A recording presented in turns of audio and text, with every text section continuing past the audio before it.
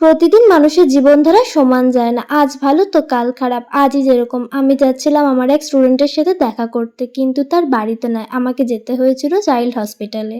প্রায় 3 দিন ধরে ছোট্ট মানুষটা এখানে ভর্তি আছে। সকাল থেকে যে পরিমাণে বৃষ্টি হচ্ছিল, আমি তো একবারের জন্য ভেবেছিলাম আজ হয়তো আসতে পারবো না, কিন্তু অবশেষে বৃষ্টি একটু কমতে আমি চলে এসেছিলাম। বৃষ্টি একটু কমেছে দেখে আমি আর ভাই ঠিক করেছিলাম আমার কিছু প্রয়োজনীয় কাজ মিটিয়ে একবারে বাড়ি ঢুকবো, কিন্তু সেইভাবে সকাল থেকে আমরা কিছুই খাইনি, তাই আমরা চলে গিয়েছিলাম একটা দোকানে কচুরি খেতে। কচুরি বললে ভুল হবে, এগুলো ঠিক কচুরি ছিল না, এগুলো ছিল ঘরোয়াভাবে তৈরি করা লুচি। আর এখানে ভাই দেখো কার্টুন দেখতে দেখতে লুচি খাচ্ছে। সমস্ত কাজ মিটিয়ে যতক্ষণে বাড়িতে এসেছিলাম ততক্ষণে হয়ে গিয়েছিল অনেকটাই বেলা, তাই স্নান করে বসে পড়েছিলাম খেতে।